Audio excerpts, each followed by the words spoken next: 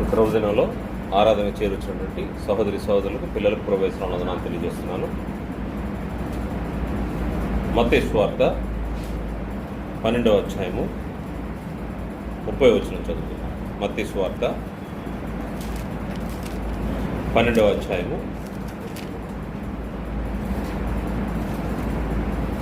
30వ వచనం చదువు. నా పక్షమున నుండని వాడు నాకు విరోధి, నాతో కలిసి సమకూర్చనివాడు చెదరగొట్టువాడు. నా పక్షమున నుండని వాడు నాకు విరోధి, నాతో కలిసి సమకూర్చనివాడు చెదరగొట్టువాడు. ప్రభువారు ఈ మాటలు చెప్తా ఉన్నారు. నా పక్షమున నుండని వాడు నాకు విరోధి. ఎవరి పక్షంగా మనుషులు ఉండాలని ప్రభువారు కోరుకుంటున్నారంటే, నా పక్షమున మనుషులు ఉండాలి అంటే ప్రభు పక్షాన మనుషులు ఉండాల్సిన అవసరం ఉంది. మరి ముఖ్యంగా క్రీస్తు యేసునందు క్రీస్తు యేసుతో నడుస్తున్నామనుకునే మనుషులు ఆలోచన చేయవలసినటువంటి అంశం ఇది. మనం ప్రభు పక్షంగా ఉన్నామా లేదా? ప్రభుతో కలిసి నడుస్తున్నామా లేదా? క్రీస్తుతో కూడినటువంటి అనుభవాన్ని కలిగి ఉన్నామా లేదా?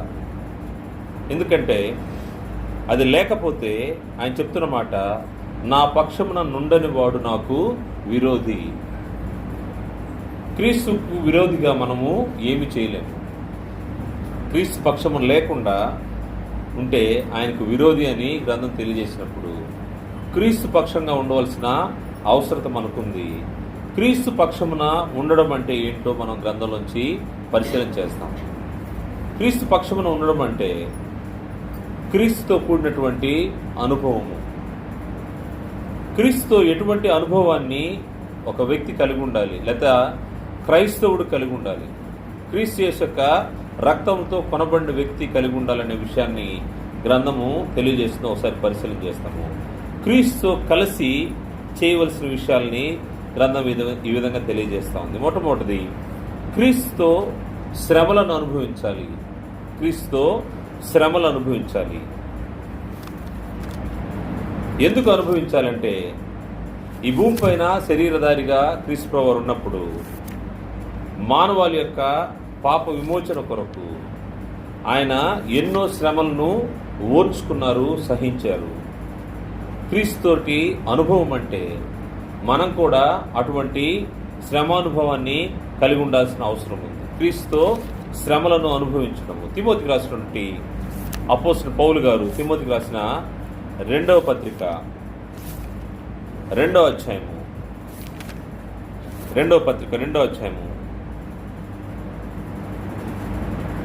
19వ వచనం చూస్తే, 2వ పత్రిక 2వ అధ్యాయము 9వ వచనం నుండి, నేను నేరస్తుడైనట్టు ఆ సువార్త విషయమై సంఖ్యలతో బంధింపబడి శ్రమపడుచున్నాను. పౌలు గారు తెలియజేస్తున్నారు. ఆయనను దేవుని వాక్యము బంధింపబడి ఉండలేదు. అందుచేత ఏర్పరచబడిన వారు నిత్యమైన మహిమతో కూడా క్రీస్తు యేసునందలి రక్షణ పొందవలని నేను వారి కొరకు సమస్తమును ఓర్చుకొనుచున్నాను. పౌలు గారు ఆయన యొక్క బంధకాల గురించి ఆయన మాట్లాడుతూ, ఆయన నేరం చేసిన వాడిగా సువార్త విషయమై సంఖ్యలతో బంధింపబడి ఉన్నాడంట. ఎందుకోసం బంధింపబడి ఉన్నాడంటే, ఆయన క్రీస్తు కొరకు క్రీస్తు యేసునందలి రక్షణ పొందవలనని. ఎవరు పొందాలి? సమస్త మానవాళి కొరకు క్రీస్తు ప్రభువు వారు చేసినటువంటి, ఆయన అనుభవించినటువంటి శ్రమల్ని ఈయన కూడా ఆయనతో పాటు శ్రమానుభవంలో పాలుభాగస్తుడై వారి కోసము ఖైదుగా ఇక్కడ ఉన్నట్టుగా మనకు తెలియజేస్తా ఉన్నాడు. వారి కొరకు నేను సమస్తము ఓర్చుకొనుచున్నాను. ఓర్చుకోవడము, సహించడము. మరియు ఈ మాట నమ్మదగింది ఏదనగా, మనం ఆయనతో కూడా చనిపోయిన వారమైతే ఆయనతో కూడా బ్రతుకుదుము, సహించిన వారమైతే ఆయనతో కూడా ఏలుదుము. సహిస్తే ఏలుతారంట. అందువల్ల క్రీస్తుతో పాటు చనిపోతే ఆయనతో కూడా బ్రతుకుతాము. క్రీస్తుతోటి శ్రమలను అనుభవించే శ్రమానుభవము ఏ విధంగా, ఆయన పక్షమును ఉండాలంటే శ్రమలు అనుభవించాల్సిన అవసరం ఉంది. ఈ శ్రమలు అనుభవించకుండా, ఆయనతో శ్రమానుభవం లేకుండా ఆయన పక్షంగా ఉన్నాను అనుకుంటే అది సరైనది కాదు. ఆయన పక్షం ఉన్నామంటే శ్రమలు అనుభవించాలి. ఆ శ్రమలు అనుభవించడం వల్ల, సహించడం వల్ల ఏం జరుగుతూ ఉంటుందంటే ఆయనతో కూడా ఏలుతురు. ఆయన సర్వాధికారి అయి సర్వ సృష్టిని ఏలే దినంలో ఆయనతో కూడా శ్రమను అనుభవిస్తే ఆయనతో పాటు మనము ఏలుతాము, మరియు ఆయనతో పాటు వారసులమై కూడా ఉంటామని గ్రంథం తెలియజేస్తాం. క్రీస్తు తోడి వారసులుగా ఉంటాము.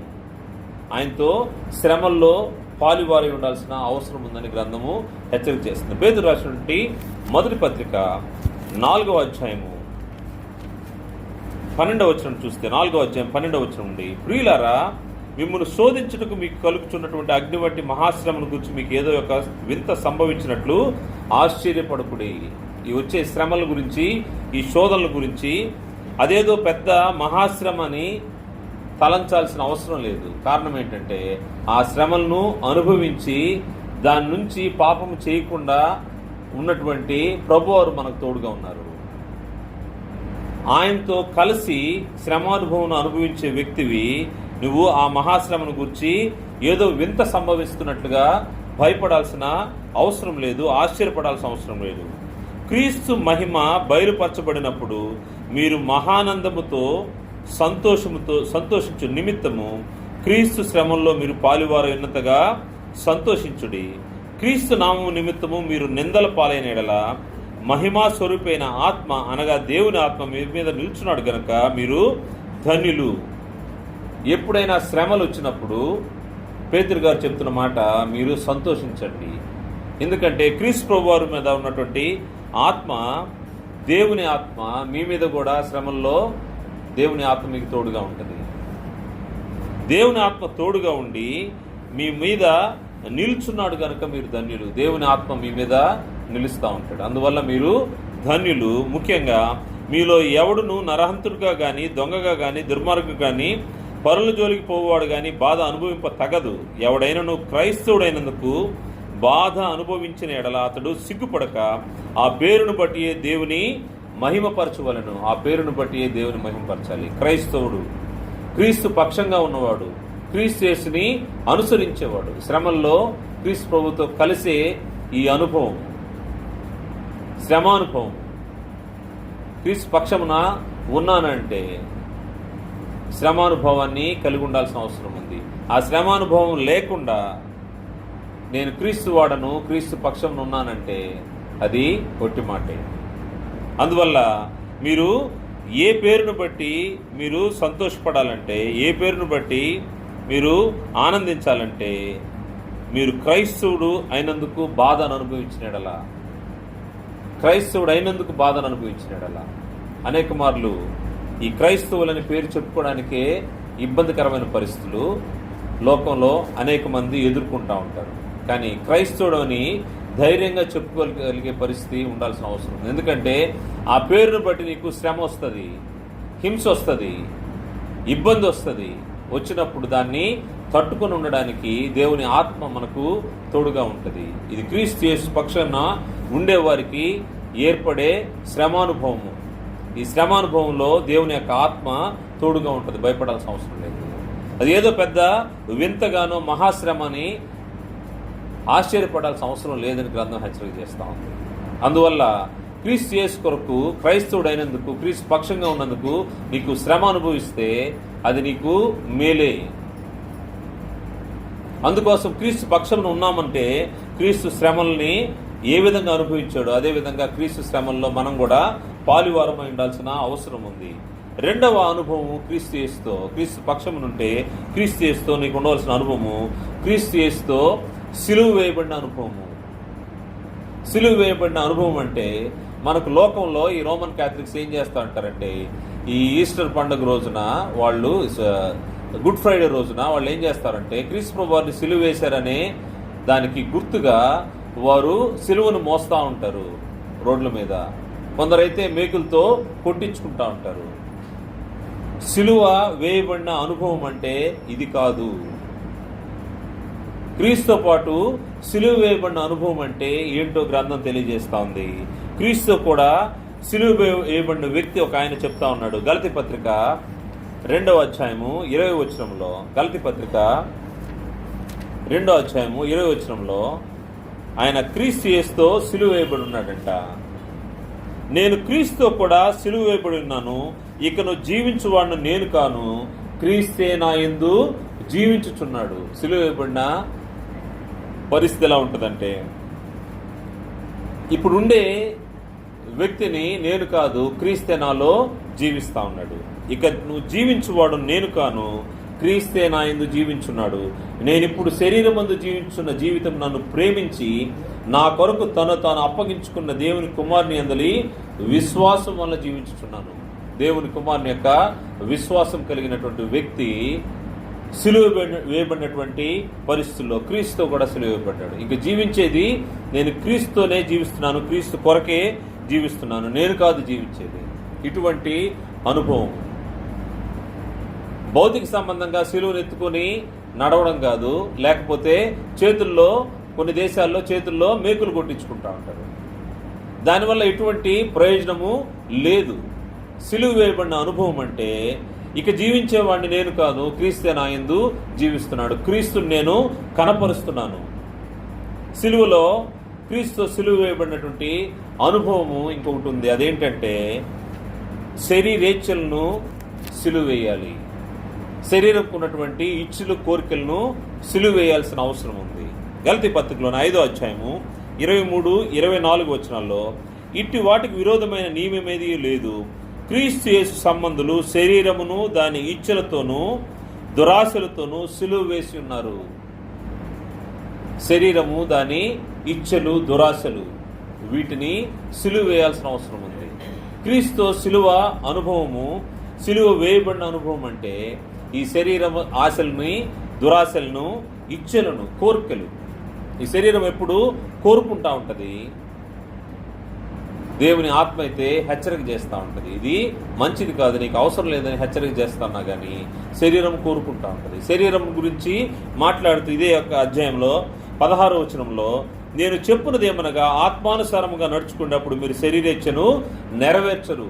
శరీరానికి ఇచ్చుంటుంది. ఆత్మానుసారంగా నడుచుకుంటే, దేవుని ఆత్మ నిన్ను ప్రేరేపించినప్పుడు, దేవుని ఆత్మ నిన్ను హెచ్చరించినప్పుడు, ఆ హెచ్చరికను బట్టి దేవుని ఆత్మానుసారముగా నడుచుకుంటే శరీరేచ్ఛను మీరు నెరవేర్చరు. శరీరము ఆత్మకును, ఆత్మ శరీరముకును విరోధముగా అపేక్షించును. ఈ ఒకటిదానికి ఒకటి వ్యతిరేకంగా ఉన్నవి గనుక మీరేమి చేయ నిశ్చయించురో వాటిని చేయకుందురు. ఆత్మ చెప్తా ఉంటుంది, శరీరము చేయాలని కోరుకుంటా ఉంటుంది. శరీరానికి ఇచ్ఛ, దురాశ. అందుకోసమే క్రీస్తు యేసు సంబంధులు, క్రీస్తు పక్షంగా ఉన్న వ్యక్తి, క్రీస్తు యొక్క సిలువ వేయబడిన అనుభవంలోకి వచ్చిన వ్యక్తి ఏం చేస్తూ ఉంటాడంటే ఈ శరీరాన్ని, దురాశలను సిలువ వేసేస్తాడు. అంటే అక్కడికి దాన్ని క్లోజ్ చేస్తారనమాట. ఈ శరీర కార్యాల గురించి చెప్పబడి ఉన్నాయి 19 నుంచి 21 వరకు. ఇవన్నీ శరీర కార్యాలు. ఈ శరీర కార్యాలని సిలువ వేయాల్సిన అవసరం ఉంది. సిలువ వేయబడిన అనుభవం అంటే, క్రీస్తు యేసుతో సిలువ వేయబడిన అనుభవం అంటే శరీర కార్యాలను పక్కన పెట్టేయడమే. శరీరాన్ని, దాని ఆశలను, దాని యొక్క ఇచ్ఛలను, కోరికలను, దురాశలను ఏం చేయాలంట? సిలువ వేస్తున్నారు. ఇది క్రీస్తుతో ఉన్నటువంటి సిలువ అనుభవం. ఇంకొక మాట ఆలోచన చేస్తే, క్రీస్తు సిలువ అనుభవం అంటే ప్రాచీన స్వభావాన్ని సిలువ వేయడము. ప్రాచీన స్వభావం అంటే గతంలో మనం ఎక్కడున్నామో మన స్వభావం ఏంటి? ఎఫెసీ పత్రిక 2వ అధ్యాయము, ఎఫెసీ పత్రిక 2వ అధ్యాయము, మీ అపరాధముల చేతను పాపముల చేతను మీరు చచ్చిన వారై ఉండగా. మన ప్రాచీన స్వభావం ఏంటంటే చచ్చిన స్వభావము. దేని ద్వారా? మన అపరాధములు, పాపముల చేత చచ్చిన స్వభావం. ఈ చచ్చిన స్వభావం నుంచి మనల్ని ప్రభువారు తన రక్తంతో కడిగాడు. సిలువలో తన కార్చిన రక్తం ద్వారా మనల్ని విమోచించాడు. ఈ ప్రాచీన స్వభావాన్ని గురించి గ్రంథం ఈ విధంగా తెలియజేస్తారు. రోమపత్రిక 6వ అధ్యాయం 6వ వచనంలో, ఏమనగా మనమికను పాపమునకు దాసులము కాకుండాటకు పాప శరీరము నిరర్థకమగునట్లు మన ప్రాచీన స్వభావం ఆయనతో కూడా సిలువ వేయబడినని ఎరుగుదుము. మన ప్రాచీన స్వభావం, అపరాధములు, పాపం చేత చచ్చిన స్థితి, అది మన ప్రాచీన స్వభావము. శరీరేచ్ఛలు మన ప్రాచీన స్వభావం. ప్రాచీన స్వభావాన్ని ఏం చేశారంట? క్రీస్తు కూడా సిలువ వేశాం. క్రీస్తు ప్రభు యొక్క సిలువ అనుభవం అంటే ఈ ప్రాచీన స్వభావం ఆయనతో కూడా సిలువ వేయబడినని ఎరుగుదము. అందువల్ల ప్రాచీన స్వభావాన్ని విడిచిపెట్టడము, అది క్రీస్తు కూడా సిలువ అనుభవం. క్రీస్తు పక్షమును ఉన్నామంటే, క్రీస్తు యేసునందున్నామంటే ప్రాచీన స్వభావాన్ని విడిచిపెట్టాల్సిన అవసరం ఉంది. మరియు ఇంకొక మాట, లోక విషయమై మృతి పొందాలని గ్రంథము హెచ్చరిక చేస్తూ ఉంది. క్రీస్తు యేసు యొక్క సిలువ అనుభవంలో లోక విషయమై మృతి పొందాలి. కొలసీల పత్రిక అపోస్తలుడు పౌలు గారు కొలసీలకు రాసిన పత్రిక 2వ అధ్యాయము 20వ వచనంలో, మీరు క్రీస్తుతో కూడా లోకం యొక్క మూలపాఠముల విషయమై మృతి పొందిన వారైతే లోకముతో బ్రతుకుచున్నట్టుగా మనుషుల ఆజ్ఞలను పద్ధతులను అనుసరించి చేత పట్టుకొనవద్దు అనే విషయాలు తెలియజేయబడ్డాయి. క్రీస్తుతో కూడా లోకం యొక్క మూలపాఠముల విషయమై, అంటే లోకాచారాల విషయమై మనము మృతి పొందాలి. లోకము దేవునికి విరోధంగా నడుస్తూ ఉంది. క్రీస్తు యేసునందున్న వ్యక్తి లోకానికి దూరంగా ఉండాల్సిన అవసరం ఉంది. అందుకోసమే లోకంలోంచి మనము పిలువబడ్డాము. క్రీస్తు యేసునందు మనము లోకంలోంచి పిలువబడ్డాము. ఈ లోక ఆశల నుంచి మనము పిలువబడ్డాము. ఈ లోక విషయము, లోకం యొక్క మూల పాఠముల విషయమై మృతి పొందిన వారైతే లోకంలో బ్రతుకుచుంటగా మనుషుల ఆజ్ఞలను పద్ధతులను అనుసరించి నడుచుకోము. మనుషుల యొక్క ఆజ్ఞలు, పద్ధతులు, లోకాచారాలు, ఇవన్నీ లోకం అనుసరించే ఆచార వ్యవహారాలు. అవి వాళ్ళ మూల పాఠాల నుంచి మనము వేరుగా ఉండాల్సిన అవసరం ఉంది. క్రీస్తు యేసు యొక్క సిలువానుభవంలో వచ్చిన వ్యక్తి లోకానికి దూరంగా ఉంటాడు. లోక విషయమై మృతి పొంది ఉంటాడు. లోకంలో ఏం జరుగుతున్నా అది నాది కాదు అన్నట్టుగా, నేను దాని విషయంలో చచ్చిపోయాను, దాని విషయంలో నేను చచ్చిపోయాను, నేను సిలువ వేయబడ్డాను. శరీరము దాని ఆశలతో, దాని ఇచ్చలతో, దురాశలతో సిలువ వేసి ఉన్నాము. క్రీస్తు యేసునందు క్రీస్తు పక్షంగా బ్రతికే వ్యక్తి యొక్క పరిస్థితి, ప్రాచీన స్వభావాన్ని సిలువ వేసున్నాం. నేనిక జీవించువాడును నేను కాదు, క్రీస్తే నా యందు జీవించున్నాడని పౌలు గారు తెలియజేసినట్టుగా, ఎవరి కోసం జీవిస్తున్నామంటే క్రీస్తు కొరకు. ఇది క్రీస్తు యొక్క సిలువ అనుభవం. సిలువ అనుభవంలోకి మనం కూడా రావాల్సిన అవసరం ఉంది. ఎవరైతే క్రీస్తు ప్రభు యొక్క సిలువ అనుభవంలోకి వచ్చి ఉంటారో వారు క్రీస్తు పక్షంగా ఉండేవారు, క్రీస్తు యేసు నందు ఉండేవారు. అలా కాని వారిని ప్రభు చెప్తున్నమాట, నా పక్షమును నుండని వాడు నాకు విరోధి. ఆయన పక్షము లేకపోతే ఆయనకి విరోధి అంట, ఆయనకి శత్రువుగా ఆయన చూస్తూ ఉన్నాడు. మూడో విషయాన్ని ఆలోచన చేస్తే, క్రీస్తుతోటే ఎటువంటి అనుభవం, క్రీస్తుతోడి అనుభవంలో మనకు మూడో విషయము, క్రీస్తుతో కూడా సమాధి చేయబడే అనుభవం. క్రీస్తుతో పాటు శ్రమలు అనుభవించే అనుభవము, క్రీస్తుతో పాటు సిలువ వేయబడిన అనుభవము. మూడవది క్రీస్తుతో పాటు సమాధి చేయబడే అనుభవము. క్రీస్తు పాటు సమాధి చేయబడే అనుభవం. రోమపత్రిక 6వ అధ్యాయము 3-4 వచనాల్లో, రోమపత్రిక 6వ అధ్యాయము 3-4 వచనాల్లో, క్రీస్తు యేసులోనికి బాప్తిసం పొందిన మనం అందరము ఆయన మరణంలోనికి బాప్తిసం పొందుమని మీరు ఎరుగరా. ఆయన మరణంలోనికి ఎవరైతే క్రీస్తు రక్తము చేత కొనబడ్డారో, బాప్తిసం పొందారో వారందరూ ఏమైనారంట, ఆయన మరణంలోనికి బాప్తిసం పొందుతారని మీరు ఎరుగరా. కాబట్టి తండ్రి మహిమ వలన క్రీస్తు మృతుల నుండి ఎలాగో లేపబడనో అలాగే మనమును నూతన జీవనం పొందిన వారమై నడుచుకున్నట్లు మనము బాప్తిసం వలన మరణంలో పాలు పొందుటకై ఆయనతో కూడా పాతి పెట్టబడితిమి, ఆయనతో కూడా సమాధి చేయబడ్డాము. ఇటువంటి సమాధి చేయబడిన అనుభవము ప్రతి ఒక్కరికి అవసరము. ఎవరైతే క్రీస్తు పక్షం ఉండాలని అనుకుంటారో, ఎవరు క్రీస్తు యేసునందు ఉంటారో వారు క్రీస్తు యొక్క మరణములో పాలిభాగస్తులై ఆయనతో పాటు పాతి పెట్టబడే అనుభవంలోకి రావాల్సిన అవసరం ఉంది. ఈ పాతి పెట్టడం, ఎవరిని పాతి పెట్టడం, ఎవరు మరణించడం అని ఆలోచన చేస్తే ప్రాచీన స్వభావము పాతిపెట్టబడడం, మన పాప పురుషుడు పాతిపెట్టబడడం. ఎక్కడ పాతిపెట్టబడ్డాడు? ప్రభువారైతే సమాధిలో పాతిపెట్టబడ్డారు. మనమైతే నీటిలో పాప పురుషుడు, ప్రాచీన పురుషుడు పాతిపెట్టబడాలి. బాప్తిస్మ అనే కార్యక్రమంలో క్రీస్తు యేసు యొక్క మరణంలో సమాధిలో ఏ విధంగా పాతిపెట్టబడ్డారో మనం కూడా అటువంటి అనుభవంలోకి రావాల్సిన అవసరం ఉంది. ఈ పాతిపెట్టబడితే జరిగే మేలేంటో అక్కడ తెలుపబడింది. క్రీస్తు యేసును దేవుడు ఏ విధంగా లేపాడో మృతుల్లోండి, మనం కూడా జీవం కలిగిన వారమై లేస్తాము. మన జరిగే మేలు ఏంటంటే మనం కూడా జీవం కలిగిన వారమై లేస్తూ ఉంటాం. ప్రభువారి యొక్క సమాధిలో అనుభవంలోకి రావాల్సిన అవసరం.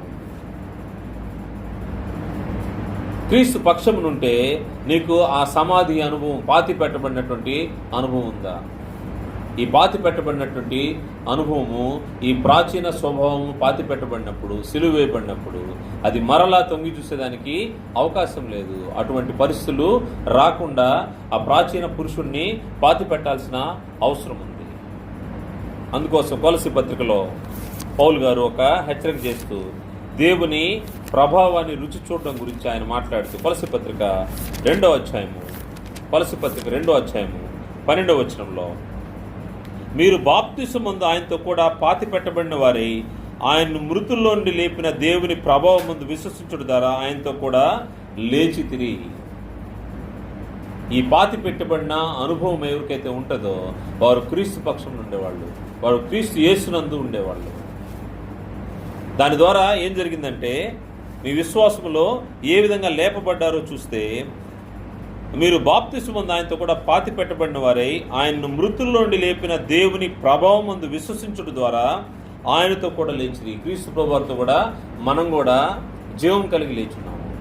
ఈ జీవము నిన్ను నిత్యత్వానికి తీసుకెళ్తుంది. ఇటువంటి అనుభవము క్రీస్తు యేసుతో నడిచే అనుభవము, క్రీస్తు తోడి అనుభవము. ఎవరికైతే ఈ సమాధి అనుభవం, క్రీస్తు ప్రభువారితో కలిసినటువంటి అనుభవం ఉంటుందో వారు జీవం కలిగి తిరిగి లేస్తూ ఉంటారు. అందువల్ల ఇది జీవంతో కూడింది కాబట్టి మనము క్రీస్తుతో నడుస్తున్నాం, క్రీస్తు పక్షంలో ఉన్నామంటే తప్పకుండా మనకు ఈ యొక్క సమాధి చేయబడే అనుభవాన్ని కలిగి ఉండాల్సిన అవసరం. 4వ విషయాన్ని గ్రంథంలోంచి పరిశీలన చేస్తే, క్రీస్తు తోడి అనుభవాల్లో క్రీస్తు కూడా లేపబడినటువంటి అనుభవము. క్రీస్తు ప్రభువారు సమాధి చేయబడ్డారు, మనం కూడా బాప్తిస్మ అనే కార్యక్రమంలో నీటిలో మనము పాతి పెట్టబడ్డాము. మన పాప పురుషుడు పాతి పెట్టబడ్డాడు.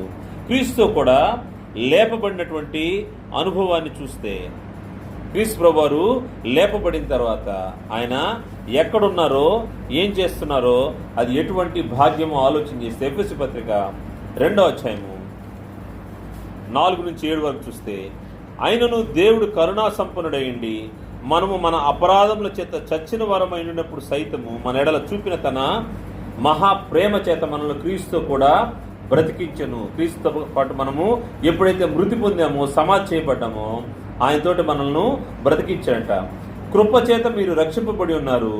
క్రీస్తు యేసునందు ఆయన మనకు చేసిన ఉపకారము ద్వారా అత్యధికమైన తన కృపా మహదైశ్వర్యమును రాబో యుగంలో కనపరచు నిమిత్తము క్రీస్తు యేసునందు మనల్ని ఆయనతో కూడా లేపి పరలోకమందు ఆయనతో కూడా కూర్చుండబెట్టిన ఎటువంటి భాగ్యము. క్రీస్తు ప్రభువారితో లేచే అనుభవము, క్రీస్తుతో కూడా లేపబడిన అనుభవము ఎవరికి వస్తుందంటే క్రీస్తు యేసునందు క్రీస్తు పక్షంగా ఉండే వాళ్ళకి వస్తుంది. ఎక్కడ కూర్చోబెట్టాడంట? పరలోకంలో క్రీస్తు యేసు పక్కనే మనల్ని కూడా ఆయనతో కూర్చోబెట్టుకున్నాడు. క్రీస్తు యేసునందు మనల్ని ఆయనతో కూడా లేపి పరలోకమందు ఆయనతో కూడా కూర్చుండబెట్టను. ఇటువంటి అనుభవాన్ని ఎవరైతే ఈ యొక్క భాగ్యమైనటువంటి పరిస్థితిని ఆలోచన చేస్తారో వారు మరలా వెనక్కి చూసే ప్రసక్తి ఉండదు, లోకం వైపు చూసే ప్రసక్తి ఉండదు. క్రీస్తు యేసునందు అలా లేకపోతే నువ్వు క్రీస్తుకి విరోధివే. నా పక్షం నుండని వాడు నాకు విరోధి. పక్షం నుండడం అంటే క్రీస్తుతో కూడా లేపబడిన అనుభవంలో నీకు ఎంత శ్రేష్టమైనటువంటి స్థానాన్ని దేవుడు ఇస్తా ఉన్నాడంటే క్రీస్తు యేసునందు ఆయనతో కూడా, క్రీస్తు ప్రభువుతో కూడా నువ్వు కూర్చునే అనుభవం పరలోకంలో. దాన్ని జాగ్రత్తగా మనము పట్టుకొని మనకు వచ్చినటువంటి రక్షణను జాగ్రత్తగా చేపట్టుకొని దాన్ని కొనసాగించుకుంటామో లేక దాన్ని చేజార్చుకుంటామో అది మన చేతుల్లోనుంది. అది మన యొక్క క్రియలను బట్టి, మన ప్రవర్తనను బట్టి అది మన వశమవుతుందా కాదా తెలిసిపోతూ ఉంటుంది. ఎవరైతే క్రీస్తు పక్షం ఉంటారో వారు పరలోకంలో క్రీస్తు వారి పక్కన కూర్చుండే అనుభవం.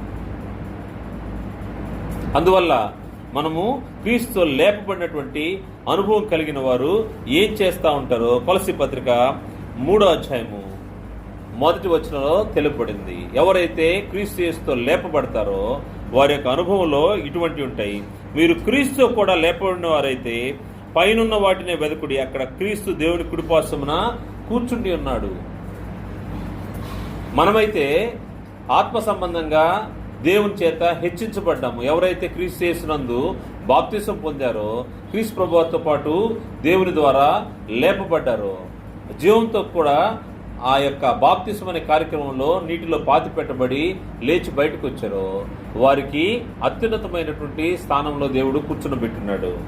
కానీ దాన్ని చేరుకోవాలంటే ప్రస్తుతం ప్రభువారు ఎక్కడున్నారు? ప్రభువారు దేవుని కుడిపార్శ్వమున కూర్చుని ఉన్నాడు. మనం అటువైపే చూడాల్సిన అవసరం ఉంది. అటువైపే చూడాలంటే మీరు క్రీస్తు కూడా లేపబడిన వారైతే పైనున్న వాటినే వెతుకుడి. పైన ఏమేమి ఉన్నాయని ఆలోచన చేస్తే అక్కడ క్రీస్తు దేవుని కుడిపార్శ్వమున కూర్చుండి ఉన్నాడు. నీకు ఆలోచన ఉందా? నీకు అటువంటి అనుభవం ఉందా? క్రీస్తు కూడా నేను కూడా ఒకరోజు అక్కడ కూర్చుంటాను, దానికోసమే నా కొరకు క్రీస్తు ప్రభువారు తన ప్రాణాన్ని పెట్టాడు. ఆయన రక్తం ద్వారా నిన్ను నన్ను కొనుక్కున్నాడు. దేవుడు మన మీద ప్రేమతోటే క్రీస్తు ప్రభువారిని బలిచ్చి మనతో సమాధానపరుచుకొని ఆయన మనల్ని ఆయన ప్రక్కన కూర్చోబెట్టుకోవడానికి ఇష్టపడి మనకి ఇటువంటి భాగ్యాన్ని ఇచ్చాడు. ఆలోచన చేస్తే క్రీస్తు కూడా లేపబడిన అనుభవము ఎంతమందికి ఉందో. అనుభవంలోకి వచ్చిన వారు దాన్ని జాగ్రత్తగా పరిశీలనగా ఆలోచన చేస్తున్నారా, లేకపోతే ఇష్టానుసారంగా బ్రతుకుతా ఉన్నారా? ఎవరైతే దాని గురించి ఆలోచన లేరో వాళ్ళు ఆ యొక్క భాగ్యాన్ని పోగొట్టుకుంటా ఉంటారు. ఎవరైతే దాని యందు భయం కలిగి ఉంటారో పైనున్న వాటినే వెతుకుడి. పైన ఏముందంటే తండ్రి అయిన దేవుడు ఉన్నాడు, ఆయన పక్కన కుడిపార్శ్వమున క్రీస్తు ప్రభువారు కూర్చొని ఉన్నారు. నువ్వు కూడా అక్కడ పక్కనే కూర్చునే దానికి దేవుడు ఏర్పాటు చేస్తున్నాడు. నిజంగా దాన్ని ఆలోచన చేస్తే ఇక్కడ క్రీస్తు యేసు పక్షంగా బ్రతికే పరిస్థితులు ఉంటా ఉంటాయి. అలా కాకుండా దాన్ని తక్కువగా ఆలోచన చేసావు, నిర్లక్ష్యం చేసావు, దాన్ని కోల్పోతూ ఉంటావు. ఆ స్థానం దేవుడిచ్చాడు, కానీ దాన్ని కోల్పోవద్దు. అదే క్రీస్తుతో కూడా అనుభవం, లేపబడిన అనుభవం ఉంటే పైన వాటిని మనము చూస్తూ ఉంటాం. పైన దేవుని కుడిపార్శ్వన క్రీస్తు ప్రభువారు కూర్చున్నాడు. క్రీస్తు పక్షమందుండి క్రీస్తు తోడి అనుభవం అంటే మరొక అనుభవము క్రీస్తుతో లేపబడిన తర్వాత క్రీస్తుతో జీవించడము. క్రీస్తు ప్రభువారు శరీరధారిగా మన మధ్య ఇప్పుడు లేడు, కానీ క్రీస్తు ప్రభువారి యొక్క మాటలు ఉన్నాయి, క్రీస్తు ప్రభువారి యొక్క బోధలు ఉన్నాయి, పరిశుద్ధాత్మ యొక్క సహకారం మనకుంది. క్రీస్తుతో జీవించడానికి, క్రీస్తుతో ఏ విధంగా జీవించాలో పరిశుద్ధాత్మ యొక్క బోధనలు మన గ్రంథస్థం చేయబడి ఉన్నాయి. క్రీస్తు ప్రభువారి యొక్క స్వరూపంలోకి మలచబడాలంటే పౌలు గారు చెప్పినట్టుగా నేను బ్రతికినా క్రీస్తే, చనిపోయినా క్రీస్తే. నాకు బ్రతికినా కానీ నా బ్రతికున్న ప్రతిదీ క్రీస్తు కొరకే, జీవించే జీవితం క్రీస్తు కొరకే. గ్రంథం చెప్తా ఉంది, క్రీస్తు ప్రభువారితో చనిపోయావు, నువ్వు చనిపోతే క్రీస్తు ప్రభువారితో జీవిస్తావు. క్రీస్తు ప్రభువారితో జీవించే ఈ జీవిత అనుభవము మనకు రోమపత్రిక 6వ అధ్యాయంలో అపోస్తలుడు పౌలు గారు తెలియజేసిన మాటలు మనం చూస్తాము. రోమపత్రిక 6వ అధ్యాయము 8వ వచనం నుండి క్రీస్తు యేసుతో ఏ విధంగా జీవిస్తామో చూస్తే, మనము క్రీస్తు కూడా చనిపోయిన ఎడల మృతుల్లోండి లేచిన క్రీస్తు ఇకను చనిపోడనియు మరణంలోకి ఇక ఆయన మీద ప్రభుత్వం లేదని ఎరిగి ఆయనతో కూడా జీవించుదామని నమ్ముచున్నాము. ఏలైనగా ఆయన చనిపోవడు చూడగా పాప విషయమై ఒక్క మారే చనిపోయిన గాని ఆయన జీవించుట చూడగా దేవుని విషయమై జీవించున్నాడు. అటువలే మీరును పాపం విషయమై మృతులుగాను, దేవుని విషయమై క్రీస్తు చేస్తున్నందు సజీవులుగాను మిమ్మును మీరే ఎంచుకొనుడి. మీరు ఇప్పుడేంటి? సజీవులు. ఎలా సజీవులు? క్రీస్తు యేసునందు సజీవులు. మరలా మృతి పొందే పరిస్థితి లేదు. ప్రభువారు మరలా మృతి పొందాల్సిన అవసరం లేదు. ఆయన ఒక్కసారి మృతి పొందారు. ఆయన మృతి పొందడం ద్వారా మనకు జీవాన్ని ఇచ్చాడు. మనం సజీవులము. దాన్ని గుర్తుపెట్టుకోవాల్సిన అవసరం. నువ్వు సజీవుడు అంటే క్రీస్తుతో పాటు జీవిస్తూ ఉంటావు, క్రీస్తుతో పాటు నడుస్తూ ఉంటావు. పౌలు గారు చెప్తున్న మాట మరొక మాట, గలతీ పత్రిక 2వ అధ్యాయము 20వ వచనంలో, ఇక జీవించువాడును నేను కాను, క్రీస్తే నా యందు జీవించున్నాడు. ఇక జీవించువాడును నేను కాను, క్రీస్తే నా యందు జీవించున్నాడు. క్రీస్తుతో కలిసి జీవించడం, అటువంటి జీవితానుభవం మనకు కావాల్సిన అవసరం ఉంది. మన మాటలో క్రీస్తు ప్రభువారు కనబడాలా, మన క్రియల్లో క్రీస్తు ప్రభువారు కనబడాలా, మన యొక్క ప్రవర్తనలో ప్రతి విషయంలో మనం ఎక్కడ పోయినా ప్రభువారు కనబడాలి. ఇటువంటి జీవిత విధానం కలిగి ఉంటే క్రీస్తుతో నడిచే జీవిత విధానం. అనేక మార్లు క్రీస్తు ప్రభువారితో నడవకుండా మనము పక్కకి వెళ్ళిపోతూ ఉంటాము. ఎప్పుడైతే ఈ పక్కకెళ్ళే పరిస్థితి ఏర్పడుతూ ఉంటుందో సరి చేసుకుని మరలా రావాల్సిన అవసరం ఉంది. అది సెల్ఫ్ ఎగ్జామిన్ చేసుకోవాల్సిన అవసరం ఉంది. ఎవరికి వారు సరి చేసుకోవాల్సిన అవసరం. క్రీస్తుతో కలిసి నడుస్తున్నామా లేదా, క్రీస్తుతో జీవిస్తున్నామా లేదనే విషయము మనకు మనమే సెల్ఫ్ ఎగ్జామిన్ చేసుకోవాలి. ఎక్కడ మనము తప్పిపోతున్నామో ఆ మార్గంలో తప్పిపోయేటప్పుడు జాగ్రత్తగా చూసుకోవాల్సిన అవసరం ఉంది. అందుకోసం పౌలు గారు తిమోతిని హెచ్చరిస్తూ క్రీస్తు యేసు యొక్క కృపచేత బలవంతుడు కమ్ము అంటాడు. క్రీస్తు యేసు యొక్క కృపచేత ప్రభువారు కృప చూపిస్తూ ఉంటారు. ప్రభువారి యొక్క రక్తము నిన్ను నిత్యము పరిశుద్ధపరుస్తూ ఉంటుంది. నీ అవిధేయతల్లో, నీ యొక్క పొరపాట్లలో, తప్పుల్లో ప్రభువారి యొక్క రక్తం ప్రోక్షించబడుతూ ఆయన శరీరంలో, ఆయన యొక్క రక్తములో పాల్గొనేటప్పుడు నిన్ను పవిత్రపరుస్తూ ఉంటుంది. ఆయన కృప నీతో పాటు నివసిస్తూ ఉంటుంది. అందుకోసమే తిమోతికి పౌలు గారు హెచ్చరిక చేస్తూ 2వ తిమోతి 2వ అధ్యాయం 1వ వచనంలో, నా కుమారుడా, క్రీస్తు యేసునందున్న కృప చేత బలవంతుడు కమ్ము. ఏ విధంగా బలవంతుడు అవుతాము? అవిధేయంగా ఉంటామే, దేవుని మాటకు వ్యతిరేకంగా నడుచుకుంటా ఉంటామే, పైనున్న వాటిని వెదకుండా ఈ భూమి పైన ఉన్న వాటి కోసమే పాకులాడుతూ ఉంటామే. వీటన్నిటి విషయాన్ని పరిశీలన చేస్తే క్రీస్తు ప్రభువారి యొక్క కృప మనల్ని వెంటాడుతూ ఉంటుంది. దాన్ని బట్టి మనము, ఆయన యొక్క రక్తాన్ని బట్టి మనము మార్చుకొని ప్రభువారితో నడిచే ఆ అనుభవంలోకి వచ్చినప్పుడు మనము క్రీస్తు యేసునందున్న కృప చేత బలవంతులం అవుతూ ఉంటాము. క్రీస్తుతో నడిచే యొక్క అనుభవం ఇది ప్రతి ఒక్కరి జీవితాల్లో అనుభవమే. మనం ఎక్కడెక్కడైతే తప్పిపోతున్నామో, తప్పిపోయిన ప్రతిసారి ప్రభువారి యొక్క రక్తము, ఆయన యొక్క కృప, దేవుని యొక్క కృప మనల్ని క్రీస్తు యేసునందున్నటువంటి క్రీస్తు రక్తం ద్వారా మనల్ని దగ్గర చేస్తూ ఉంటుంది. కృప చేత మనము బలవంతులం అవుతూ ఉంటాం. ఆ కృప లేకుండా ఉంటే మనము నిత్య నరకానికి వెళ్ళవలసిన వారు. రక్షించబడ్డాము, క్రీస్తు యేసుతో నడుస్తూ ఉన్నాము, క్రీస్తు యేసుతో శ్రమలు అనుభవించాము, శ్రమానుభవం అనుభవించాము. దాని తర్వాత సిలువ వేయబడ్డాము, సిలువ అనుభవం ఉంది. దాని తర్వాత లేపబడిన అనుభవము, దాని తర్వాత క్రీస్తుతో పాటు జీవించే అనుభవం. వీటన్నిటిని జరిగిస్తే ఒకరోజు క్రీస్తు కూడా మహిమలోకి చేర్చబడే అనుభవంలోకి వెళ్తూ ఉంటాం. ఈ క్రీస్తు పక్షంలా ఉంటే మనకు జరిగే మేలు ఏంటంటే క్రీస్తుతో మహిమలోకి చేర్చబడతాం. క్రీస్తు ప్రభువారితో మహిమలో చేర్చబడే అనుభవంలోకి వెళ్తూ ఉంటాం. ఈ కొలస్సీ పత్రిక 3వ అధ్యాయము మొదటి 4 వచనాలు చూస్తే, కొలస్సీ పత్రిక 3వ అధ్యాయం మొదటి 4 వచనాల్లో, మీరు క్రీస్తుతో కూడా లేపబడిన వారైతే పైనున్న వాటినే వెదకుడి, అక్కడ క్రీస్తు దేవుని కుడిపార్శ్వమున కూర్చుండున్నాడు.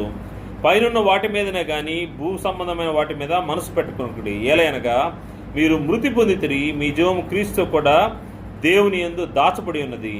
మనకు జీవమై ఉన్న క్రీస్తు ప్రత్యక్షమైనప్పుడు మీరు ఆయనతో కూడా మహిమ యందు ప్రత్యక్షపరచబడుదురు. ఆయన మహిమలో ఒకరోజు మనం కూడా ప్రత్యక్షపరచబడతాం. ఆయన మహిమలో మనము ఉంటాము. ఎప్పుడంటే క్రీస్తు యేసునందు ఈ మృతి పొందిన అనుభవము ఎప్పుడైతే ఉంటుందో ఆయనతో మహిమలో కూడా చేర్చబడతా ఉంటాం. అందుకోసమే పైనున్న వాటి మీదనే మనము దృష్టి ఉంచాలి. పైనున్న వాటి మీదనే కానీ భూ సంబంధం వాటి మీద మనసు పెట్టుకొనకుడి. ఎప్పుడైతే భూ సంబంధమైన వాటి కోసం మనము పోకలాడుతూ ఉంటాం, పరిగిస్తూ ఉంటామో పర సంబంధమైనవి మనకు చేజారిపోతూ ఉంటాయి. అందుకోసమే హెచ్చరిక చేస్తూ నువ్వు క్రీస్తు కూడా మహిమలో ప్రత్యక్షపరచబడాలంటే పైనున్న వాటినే వెదకాల్సిన అవసరం ఉంది. మనం ఎలా ఉంటామంటే సదాకాలము ప్రభుతో కూడా ఉంటాము. ఎవరైతే ఇటువంటి అనుభవం కలిగి ఉంటారో వారు సదాకాలము ప్రభుతో కూడా ఉంటారు. దానికి నిశ్చయిత మనకు ఇవ్వబడింది. తెస్సలోనికీయులకు రాసినటువంటి మొదటి పత్రిక 4వ అధ్యాయము 16వ వచనం చూస్తే ఒకరోజు మనము ప్రభుతో కూడా ఉంటాము, సదాకాలం ఉంటామని గ్రంథము తెలియజేస్తా ఉంది. 16వ వచనము, ఆర్భాటముతోనూ ప్రధాన దూత శబ్దముతోనూ దేవుని బూరతోనూ పరలోకం నుండి ప్రభు దిగివచ్చును. క్రీస్తు నందుండి మృతులైన వారు మొదట లేతురు. క్రీస్తు పక్షముగా ఉండి నా పక్షముగా నుండని వాడు నాకు విరోధి. క్రీస్తు పక్షంగా ఉండకపోతే ఈ లేపబడే అనుభవంలోకి రారు. ప్రభువారు వచ్చేటప్పుడు మహిమపరచబడరు. ఆర్భాటముతోనూ ప్రధాన దూత శబ్దముతోనూ దేవుని బూరతోనూ పరలోకం నుండి ప్రభు దిగివచ్చును. క్రీస్తు నందుండి మృతులైన వారు మొదట లేతురు. ఆ మీదట సజీవులమై నిల్చుండు మనమును వారితో కూడా ఏకముగా ప్రభువును ఎదుర్కొనుటకు ఆకాశ మండలమునకు మేఘముల మీద కొనిపోబడదుము. కాగా మనము సదాకాలము ప్రభుతో కూడా ఉందుము. సదాకాలము ప్రభుతో కూడా ఉంటుము. ఇది మన కోరిక, ఇది మన ఆశ, ఇది మన నిరీక్షణ. దీనికోసమే మనము ఫ్రేమ్ గీసుకొని బైబిల్ ఎక్కడైతే మనల్ని ఏం మాట్లాడమంటుందో అది మాట్లాడుతూ, ఏం చేయమంటుందో అది చేస్తూ, క్రీస్తు యేసు యొక్క ఆజ్ఞల్లో క్రీస్తు యేసుతో కలిసి జీవిస్తూ ఉన్నాం. ఎందుకోసం అంటే క్రీస్తుతో పాటు మహిమపరచబడాలని. అందుకోసమే ప్రభు చెప్పిన మాట, నా పక్షం నుండని వాడు నాకు విరోధి. ఎవరైతే క్రీస్తు పక్షం ఉంటారో వారు మాత్రమే మహిమపరచబడతారు క్రీస్తు యేసులో. అదేవిధంగా వారితో పాటు కాగా మనము సదాకాలము ప్రభుతో కూడా ఉందుము. సదాకాలం ఉంటాము. మన డెస్టినేషన్ పాయింట్ అదే, సదాకాలం ప్రభుతో ఉంటాము. దానికోసము ఈ భూమి పైన మనము క్రీస్తుతో కూడినటువంటి ఈ అనుభవాన్ని కలిగి ఉండాల్సిన అవసరం ఉంది. మనం 6 విషయాలు చూసాము. మొట్టమొదటిది క్రీస్తుతోటే శ్రమను అనుభవించాలి, శ్రమానుభవం కలిగి ఉండాలి. రెండవది క్రీస్తు సిలువ వేయబడిన అనుభవము. ఈ లోక ఆచారాలు, ఈ లోకంతోనూ శరీరము దురాశలతో సిలువ వేయబడినటువంటి అనుభవము. మూడవది క్రీస్తు కూడా సమాధి చేయబడిన అనుభవము. ఎప్పుడైతే క్రీస్తు ఏ విధంగా మరణించి సిలువలో మరణించి సమాధి చేయబడి పాతి పెట్టబడ్డాడో అటువంటి మన ప్రాచీన పురుషుని ప్రాచీన స్వభావాన్ని పాతి పెట్టబడినటువంటి అనుభవము. దాని ద్వారా దేవుని యొక్క ప్రభావాన్ని రుచి చూస్తామని మనము తెలుసుకున్నాము. అదేవిధంగా 4వది క్రీస్తు కూడా లేపబడినటువంటి అనుభవం. క్రీస్తు ప్రభావంతో లేపబడినటువంటి అనుభవం. మృతుల్లోండి దేవుడు క్రీస్తు ప్రభువుని ఏ విధంగా లేపాడో మనల్ని కూడా జీవములో లేపుతాడు. లేపి ఎక్కడ కూర్చోబెడతాడంటే పరలోకంలో దేవుని యొక్క కుడిపార్శ్వమున ప్రభువారు కూర్చున్నారు. ఆయన పక్కనే మనం కూడా కూర్చుని భాగ్యాన్ని దేవుడిస్తా ఉన్నాడు. 5వ విషయము క్రీస్తుతో పాటు జీవించడం. క్రీస్తుతో కూడా మనము చనిపోతే క్రీస్తుతో మనము జీవిస్తాము. ఇక జీవించేవాడు నేను కాదు, క్రీస్తే నా యందు జీవించున్నాడని పౌలు గారు తెలియజేసినట్టుగా మన జీవిత విధానము క్రీస్తుతో నడిచే విధానము ఉండాల్సిన అవసరం ఉంది. అదేవిధంగా 6వ విషయము క్రీస్తు మహిమలో చేర్చబడడం. క్రీస్తుతో కూడా మహిమలో చేర్చబడే ఆ అనుభవంలోకి వెళ్లాల్సిన అవసరం ఉంది. క్రీస్తు ప్రభువారు ఈ అనుభవాన్ని ఆయన చూపించారు. ఆయనతో మనల్ని కూడా నడవాలని ఆయన కోరుకున్నాడు. నడిచే భాగంగా ఆయన చేసినటువంటి ప్రభు వారి యొక్క ప్రాక్టీస్ను ఒకసారి మనము ఆలోచన చేస్తే ఆయన ఏం ప్రాక్టీస్ చేశాడు, ఎలా ప్రాక్టీస్ చేశాడు, ఇటువంటి అనుభవాలన్నీ పొందడానికి, వీటన్నిటిలో పాపం లేనివాడుగా బ్రతకడానికి ఆయన చేసిన ప్రాక్టీస్ ఏంటంటే హెబ్రీ పత్రిక 5వ అధ్యాయము, హెబ్రీ పత్రిక 5వ అధ్యాయము 7వ వచనం నుండి 10వ వచనం చూస్తే, శరీరధారి అయిన దినములలో, అంటే మనలాగా రక్త మాంసంతో ప్రభువారు ఉండేటప్పుడు శరీరధారి అయిన దినములలో మహారోదనముతోనూ కన్నీళ్లతోనూ తన్ను మరణము నుండి రక్షింపగలవానికి ప్రార్థనలను యాచనలు సమర్పించి భయభక్తులు కలిగి ఉన్నందున ఆయన అంగీకరింపబడెను. క్రీస్తు ప్రభువారి యొక్క ప్రాక్టీస్ ఇది. ఆయన ఏం చేశాడంటే మహారోదనంతోనూ కన్నీళ్లతోనూ తను మరణం నుండి రక్షింపగలవానికి ప్రార్థనలు యాచనలు సమర్పించి భయభక్తులు కలిగి ఉన్నాడు. ఇది మనం కూడా ప్రాక్టీస్ చేయాల్సిన అవసరం ఉంది. క్రీస్తు ప్రభువారు చేసిన ప్రాక్టీస్ ఇది, మనం కూడా దీన్ని ప్రాక్టీస్ చేయాలా. కింద వచ్చి చూస్తే, ఆయన కుమారుడయ్యుండి తాను పొందిన శ్రమల వలన విధేయత నేర్చుకున్నాడు. నీకు నాకు వచ్చే శ్రమల్లో మనం కూడా విధేయత నేర్చుకోవాల్సిన అవసరం. దేవుని కుమారుడయ్యుండి కూడా ఆయన శ్రమలకు ఇష్టంగా తీసుకున్నాడు. మరియు ఆయన సంపూర్ణ సిద్ధి పొందినవాడై మెల్కీసెదెకు యొక్క క్రమంలో చేరిన ప్రధాన యాజకుడిని దేవుని చేత పిలువబడి తనకు విధేయులైన వారికి అందరికీ నిత్య రక్షణకు కారకుడాయను. ఎవరైతే క్రీస్తు పక్షమందు ఉంటారో, క్రీస్తు యేసునందు ఉంటారో, క్రీస్తు యేసుకు విధేయులై ఉంటారో వారికి ఏం జరుగుతుందంట? నిత్య రక్షణ ఉంది. క్రీస్తు ప్రభువారు చేసిన దాన్ని మనము ప్రాక్టీస్ చేస్తే మనకు నిత్య రక్షణ ఉంది. మన అల్టిమేట్ గోల్ అదే. మనము ఈ భూమి పైన ఏం చేసినా ఒకరోజు ప్రభుతో ఉండాలి, సదాకాలము యుగయుగాలు ఆయనతో ఉండాలని మన కోరిక. ఏ విధంగా నెరవేరుతుందంటే ఆయన ఇచ్చే నిత్య రక్షణ, దాన్ని పొందుకోవాలంటే ప్రభువారు మనకు చూపినటువంటి మార్గము ఆయన మహారోదనతోనూ కన్నీళ్లతోనూ తను మరణము నుండి తప్పింపగలవానికి ఆయన ప్రార్థనలు యాచనలు చేసి భయభక్తులు కలిగి ఉన్నదన ఆయన అంగీకరింపబడిన.